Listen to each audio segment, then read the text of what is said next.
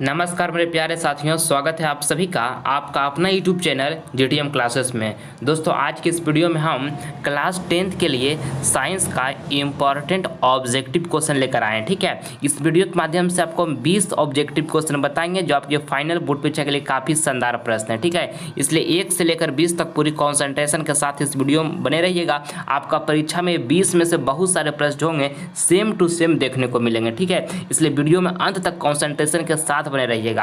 आइए हम बिना टाइम वेस्ट किए हुए इस वीडियो को स्टार्ट करते हैं। देखिए, आज का पहला प्रश्न हमारा है, रंग होता है। देखिए, ऑप्शन ए में लिखा हुआ है लाल, बी में लिखा हुआ है हरा, सी में लिखा है काला और डी में लिखा है पीला। काफ़ी महत्वपूर्ण प्रश्न है दोस्तों आपके फाइनल बोर्ड परीक्षा के लिए। आपको बताना है कि घरेलू विद्युत परिपथ में उदासीन तार का रंग होता है तो कैसा होता है? काला होता है। ठीक है, ऑप्शन नंबर यहाँ पे सी जो होगा हमारा बिल्कुल करेक्ट आंसर हो जाएगा। ठीक है, अब देखिए, जब आपसे एग्जाम में पूछ दे कि घरेलू विद्युत परिपथ में यहाँ पे उदासीन तार लिखा हुआ है ना, वहाँ पर जो विद्युतमय तार का रंग पूछते तो लाल हो जाएगा आंसर इसका। ठीक है, ध्यान में रखिएगा किस तरह से क्वेश्चन रहेगा कि घरेलू विद्युत परिपथ में विद्युतमय तार का रंग होता है तो लाल होता है, ध्यान में रखना है। ठीक है, चलिए अगला प्रश्न देखते हैं। दूसरा नंबर देखिएगा, कहता है कौन सा लेंस अपसारी लेंस भी कहलाता है? ऑप्शन ए में लिखा हुआ है अवतल लेंस, बी में लिखा उत्तल लेंस, सी में लिखा अवतल एवं उत्तल लेंस दोनों, और डी में लिखा इनमें से कोई नहीं। काफ़ी महत्वपूर्ण प्रश्न है ये वाला। दूसरा नंबर प्रश्न भी कहता है कौन सा लेंस अपसारी लेंस भी कहलाता है? तो जो अवतल लेंस है ना मेरे प्यारे साथियों, वो अपसारी लेंस भी कहलाता है। ठीक है, तो ऑप्शन नंबर यहाँ पे ए जो होगा हमारा बिल्कुल करेक्ट आंसर हो जाएगा। आप इसको याद कर लीजिएगा। देखिए, उत्तल लेंस जो है ये अभिसारी लेंस कहलाता है। उत्तल लेंस जो है क्या कहलाता है? अभिसारी लेंस कहलाता है, इसको याद रखना है। चलिए अगला प्रश्न देख लेते हैं। तीसरा नंबर कहता है अलैंगिक जनन लिखा हुआ है। अलैंगिक जनन मुकुलन द्वारा होता है तो ईस्ट में होता है। ठीक है, ऑप्शन नंबर यहाँ पे जो बी होगा हमारा बिल्कुल करेक्ट आंसर हो जाएगा। आप इसको अच्छे तरीके से याद कर लीजिएगा। ठीक है, चलिए अगला प्रश्न हम देख लेते हैं। चौथा नंबर देखिएगा, कहता है पुतली के साइज को कौन नियंत्रित करता है? ऑप्शन ए में लिखा है पक्षमाभि, बी में लिखा है परितारिका, सी में लिखा है नेत्र लेंस और डी में लिखा है रेटिना यानी कि दृष्टि पटल।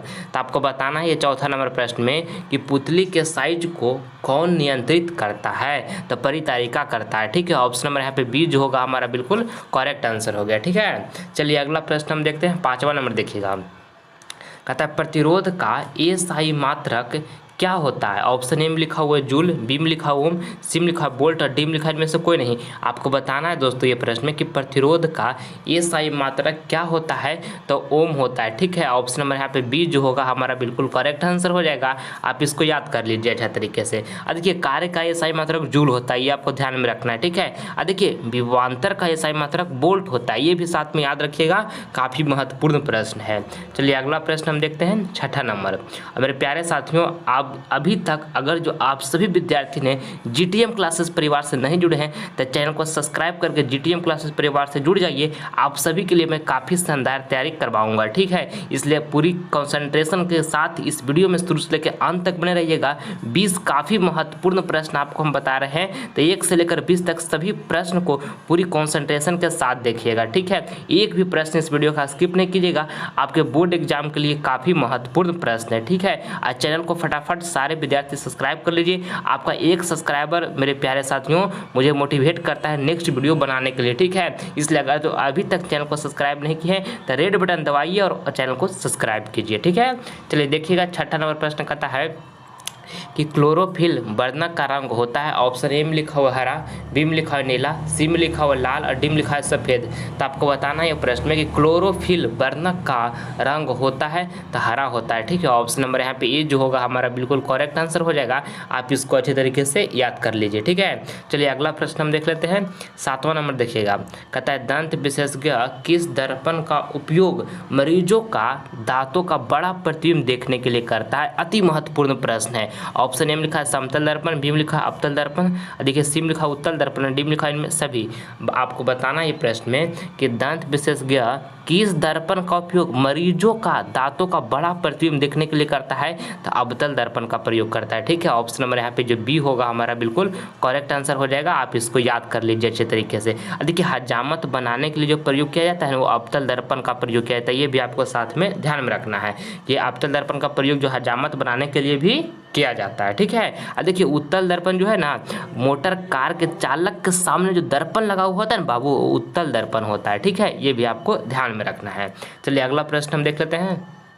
8 नंबर देखिएगा, कहता है बॉक्साइट किस धातु का महत्वपूर्ण अयस्क है? ऑप्शन नंबर ए में लिखा है तांबा, बी में लिखा है जस्ता, सी में लिखा है एल्युमिनियम और डी में लिखा है लोहा। तो आपको बताना है कि बॉक्साइट किस धातु का महत्वपूर्ण अयस्क है? तो एल्युमिनियम का है। ठीक है, ऑप्शन नंबर यहाँ पे सी जो होगा बिल्कुल करेक्ट आंसर हो जाएगा। बॉक्साइट एल्युमिनियम धातु का महत्वपूर्ण अयस्क है। ठीक है, चलिए अगला प्रश्न देख लेते हैं। 9 नंबर देखिएगा, कहता है निम्नलिखित में से कौन विभवांतर का एसआई मात्रक है? काफी महत्वपूर्ण प्रश्न है। ऑप्शन ए में लिखा वोल्ट, बी में लिखा ओम, सी में लिखा हुआ वोल्ट प्रति कूलम्ब और डी में लिखा हुआ एम्पियर। तो आपको बताना है कि निम्नलिखित में कौन विभवांतर का एसआई मात्रक है? तो वोल्ट है। ठीक है, ऑप्शन नंबर यहाँ पे ए जो होगा हमारा बिल्कुल करेक्ट आंसर हो जाएगा। प्रतिरोध का एसआई मात्रक क्या होता है? तो ओम होता है। और देखिए विद्युत धारा का एसआई मात्रक एम्पियर होता है। ये भी आपको साथ में याद रखना है। चलिए अगला प्रश्न हम देख लेते हैं। 10वां नंबर कहता है लघु पतन के समय परिपथ में विद्युत धारा का मान ऑप्शन ए में लिखा बहुत कम हो जाता है, बी में लिखा परिवर्तित नहीं होता है, सी में लिखा बहुत अधिक बढ़ जाता है, डी में लिखा निरंतर परिवर्तित होते रहता है। काफ़ी महत्वपूर्ण प्रश्न है। 10वां नंबर प्रश्न आपके बोर्ड एग्जाम के लिए। आपको बताना है कि लघु पतन के समय परिपथ में विद्युत धारा का मान तो बहुत अधिक बढ़ जाता है। ठीक है, ऑप्शन नंबर यहाँ पे सी जो होगा हमारा बिल्कुल करेक्ट आंसर हो जाएगा। चलिए अगला प्रश्न हम देखते हैं। 11 नंबर कहता है शुक्राणु का निर्माण होता है। काफ़ी महत्वपूर्ण प्रश्न है ये प्रश्न भी। आपको बताना है कि शुक्राणु का निर्माण होता है तो वृषण में होता है। ठीक है, ऑप्शन नंबर ए जो होगा हमारा यहाँ पे बिल्कुल करेक्ट आंसर हो जाएगा। आपको ध्यान में रखना है।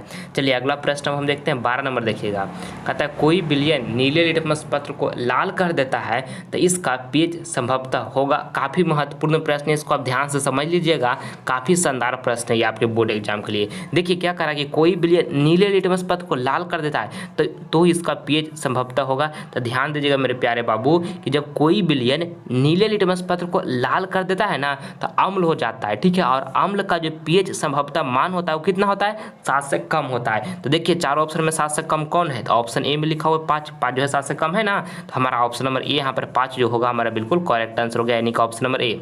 देखिए जब आपसे प्रश्न इस तरह से पूछ दे कि कोई विलयन लाल लिटमस पत्र को नीला कर देता है, जब क्वेश्चन में रहेगा ना कि लाल लिटमस पत्र को नीला कर देता है, तो जब लाल लिटमस पत्र को नीला कर देता है ना तो क्षार हो जाता है। ठीक है, और क्षार का पीएच मान कितना होता है?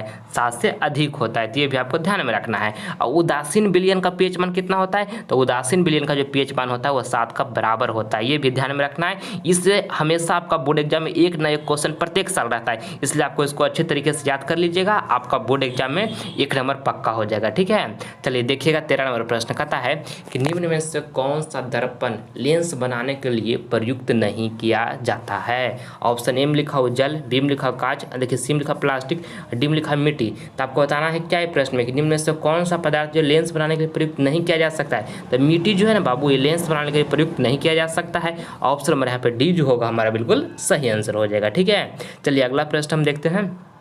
14 नंबर देखिएगा। और मेरे प्यारे साथियों जो ये 20 ऑब्जेक्टिव क्वेश्चन बता रहे हैं इसमें से जो भी प्रश्न आपको याद नहीं होगा उसे प्लीज़ नोटबुक पर लिख लीजिएगा अच्छे तरीके से और याद कर लीजिएगा। ठीक है, मन से पढ़ाई कीजिए बाबू और जीवन में खूब तरक्की कीजिए। बोर्ड एग्जाम में आपको काफ़ी अच्छे अंकों से पास होना है, इसलिए मन से पढ़ाई कीजिएगा तब ना अच्छे अंकों से पास हो पाइएगा। एक बात को हमेशा आप ध्यान में रखिएगा कि माता पिता आपको पाल पोस कर इसलिए बड़ा किए हैं कि आगे चलकर हमारा बेटा या बेटी हमारा गाँव मोहल्ले समाज में नाम रोशन करेगा। ठीक है, और आपका ये कर्तव्य है कि पूरी जोश एनर्जी के साथ मेहनत करें और अपना माता पिता का नाम रोशन करें। ठीक है, इस कर्तव्य को सारे विद्यार्थी पूरी सहानुभूति के साथ निभाइए, दिन रात मेहनत कीजिए बाबू। इस दुनिया में कुछ भी कर पाना संभव नहीं है, बस आप सकारात्मक सोच के साथ अपने लक्ष्य की तरफ लगातार बढ़ते चलिए। जो आप जीवन में अपना लक्ष्य निर्धारित किए हैं वो आपको जरूर मिलेगा एक ना एक दिन। ठीक है, इसलिए अच्छे से पढ़ाई कीजिए बाबू और माता पिता को हमेशा रिस्पेक्ट कीजिए। एक बात को ध्यान में रखिएगा कि 1 रुपया जो आज जुगाड़ करके आपको माता पिता दे रहे हैं ना, अपने ज़रूरत को पूरा नहीं करते मगर आपकी ज़रूरतों को पूरा कर रहे हैं। जो आपको ट्यूशन फीस दे रहे हैं, स्कूल फीस दे रहे हैं, वो बहुत मुश्किल से आता है बाबू। इसलिए सभी विद्यार्थी मन से पढ़ाई कीजिए।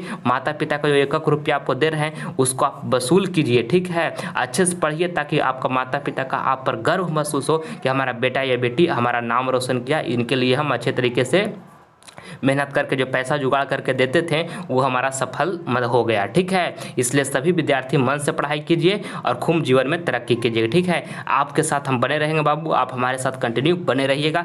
अगर जो अभी तक जीटीएम क्लासेस परिवार से नहीं जुड़े हैं तो चैनल को सब्सक्राइब करके जीटीएम क्लासेस परिवार से आप सभी विद्यार्थी जल्द जुड़िए। देखिएगा 14 नंबर प्रश्न कहता है कि ऊर्जा का मात्रक होता है। ऑप्शन ए में लिखा है ओम, बी में लिखा है जूल, सी में लिखा है ताप और डी में लिखा है इनमें से कोई नहीं। तो आपको बताना है कि ऊर्जा का मात्रक होता है, तो ऊर्जा का मात्रक जो होता है जूल होता है, ठीक है। आप इसको ध्यान में रखिएगा। ऑप्शन नंबर यहाँ पे बी जो होगा ना बिल्कुल करेक्ट आंसर हो जाएगा। चलिए अगला प्रश्न देख लेते हैं। 15 नंबर देखिएगा। कहता है ताप बढ़ने से चालक का प्रतिरोध। ऑप्शन ए में लिखा हुआ बढ़ता है, बी में लिखा हुआ घटता है, सी में लिखा हुआ बढ़ता घटता नहीं है और डी में लिखा इनमें से कोई नहीं।